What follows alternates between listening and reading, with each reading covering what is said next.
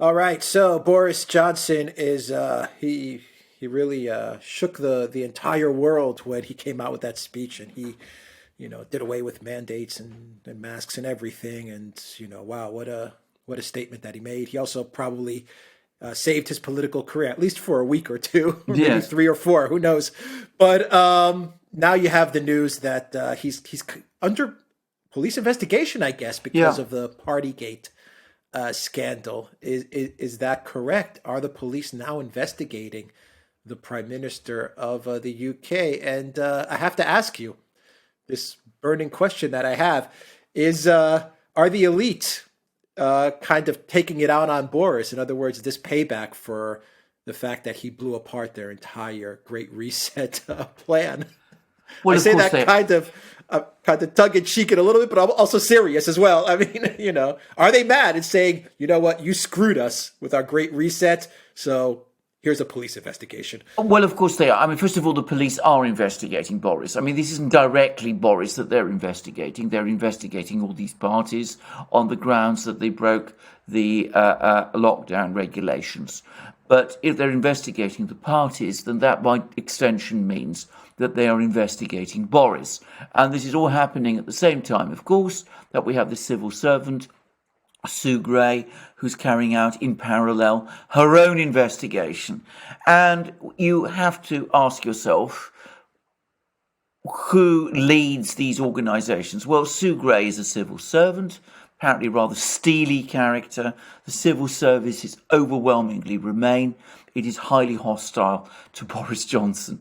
And if you're talking about the police is led by the police commissioner in London, Cressida Dick, who is also known to be, let's say, on the liberal end of the political spectrum here in Britain, and who apparently has a reasonably good relationship with Sadiq Khan, who is the Labour mayor of London. So these investigations do look as if they are being conducted by Boris's political enemies. Now, I'm not sure that they will actually end up with any charges against Boris himself. And by the way, it's not the first time a prime minister has been investigated by the police. A sitting prime minister has been investigated by the police. Tony Blair was investigated by the police towards the end of his premiership because of evidence that he'd been selling honours in order to raise funds for the 2005 election campaign. And the police actually came to Downing Street and questioned him, a fact which people today don't want to remember when they talk about Tony Blair. At least his allies don't want us to remember about Tony Blair. So this wouldn't be the first time, but it's obviously very damaging, and it's been announced in a way that clearly is intended to do Boris maximum political damage directly after yet another release of the fact that there was a party in Downing Street to celebrate Boris's birthday, which also apparently violated lockdown regulations, with Boris himself attending, though we're told only for 10 minutes. So you can see that his opponents have not given up. They're still out to get him. And in a way, I have to say that the net is to some extent closing. He may have done a brilliant speech last week. He may have been absolutely at top form in the House of Commons. He may have done all kinds of sweeping announcements with pandemic restrictions, which are popular. But the fact remains that his opponents control the machinery of government, and they're turning it against him. Without Dominic Cummings there, he is desperately exposed. Without Dominic Cummings in Downing Street to protect him, he is desperately exposed to this sort of thing. And one wonders for how much longer he'll be able to keep this back, hold this back. Yeah, well, for how much longer do you think? I mean, he bought some time Well, with his well, speech. He bought yeah, some time, but he probably yeah. angered the establishment as well, because they didn't want to do away with all these Well, mandates. So, he made them angrier. So can he last longer? Can he well, go a indeed. month, 2 months, 3 months? Well, that's exactly right. I mean, one does wonder. With Boris, I mean, as he showed last week, he is unique in being able to think outside the box in British politics. He's able, at the last moment when you think he's finished, to come up with something which fundamentally transforms the picture. So it's important not to write him off, and perhaps one shouldn't write him off. But I have to say that his opponents look implacable, and as I said, they have the resources of government behind them. I think he will survive for a few more weeks. If he can get through these weeks and still be there and still be intact, then maybe he'll see his opponents off, because we'll start to move into the spring and summer. The winter is over. Parliament starts to look towards breaking up, and at that point, maybe the opposition to him will fade away. So his opponents really have to bring him down quickly. That's, it seems to me, what they're going to try and do. And I think this is what these investigations are all about. If he's able to drag this out, then he will probably be safe. If his opponents are able to deal a knockout blow over the next few weeks, then it's different. But we'll see. We'll see what happens. My instinct is he will probably pull through. He'll pull through. Yeah, Okay, my instinct. Do you think? Yeah, my instinct is. You think he'll make because it? the opposition is so weak. Is so disorganized. The leaders are so unconvincing that I think that ultimately the Conservative Party, most of the Conservative Party, will back Boris, because even though they have great misgivings about him, he still looks like a winner, and they don't, to be straightforward about it. And in politics in Britain, especially Conservative politics, that's ultimately what matters. But we'll see. I think it would need some indication from the police that they're intending to bring charges, or some indication from Sue Gray that Boris's actions amounted to outright misconduct, in order to really break that support that he still has in the Conservative Party. But that doesn't mean that his opponents aren't working overtime to engineer precisely those outcomes. However, bringing charges against a sitting Prime Minister, never an easy thing to do. And it's not clear to me that Boris has done things that would justify bringing charges against him in that kind of way. Yeah, final question. The UK has really taken a tough lead stance in the Ukraine-Russia narrative, the Ukraine-Russia saga. I mean, they've really gotten out in front and been very aggressive.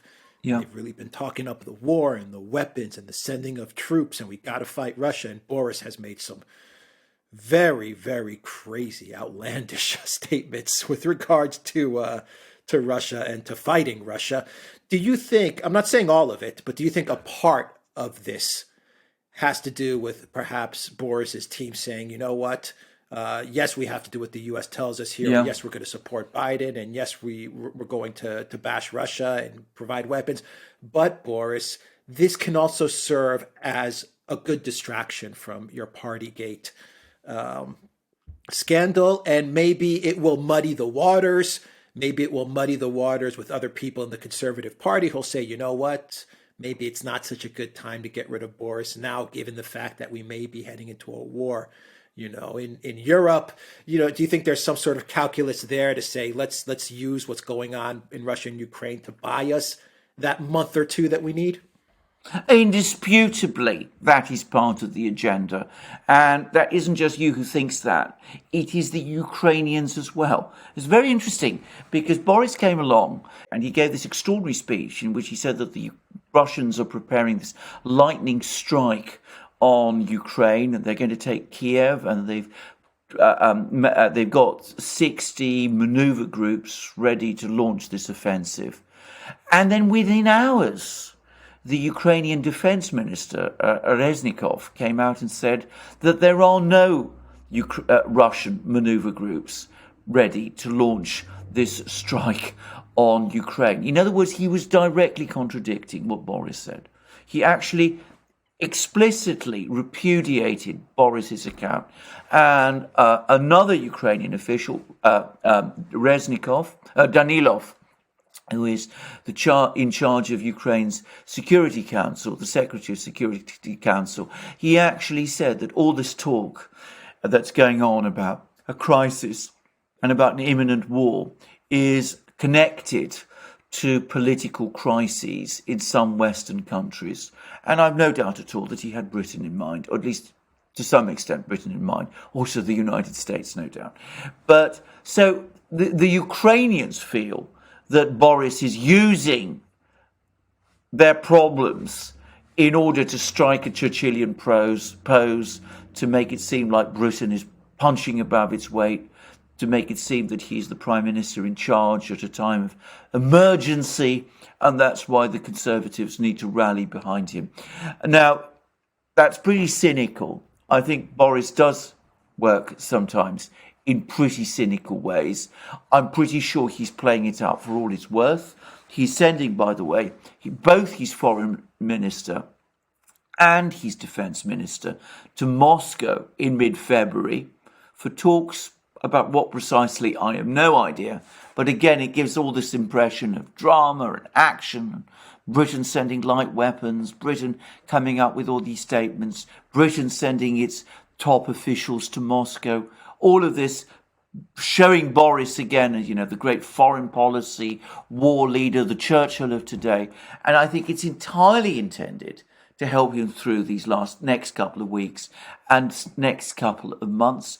And moreover, it's quite likely to work because it plays very well with not perhaps the entire country, but with a certain very important and influential group of people who are the ex-military members of parliament within the Conservative Party, a very vocal and articulate grouping there, and they like a leader who seems to be playing this strong game against Russia, punching above his weight and things like that. And it's easy to see how playing all this up is going to cause those MPs, that critical group within the Conservative Party, to rally behind Boris. So it's a cynical calculation. It's one that the Ukrainians are clearly upset about, but it doesn't mean it won't work for Boris. It could easily do. That's politics. Yeah. It's politics. Cynical. All right. We'll leave it there. The Duran.local.com. ODYSEE, BitChute, Rumble, and Super U. And the Duran shop. Use the code Good Day. There it is. That's the bug. That's the code. 10% off on all merch. Take care.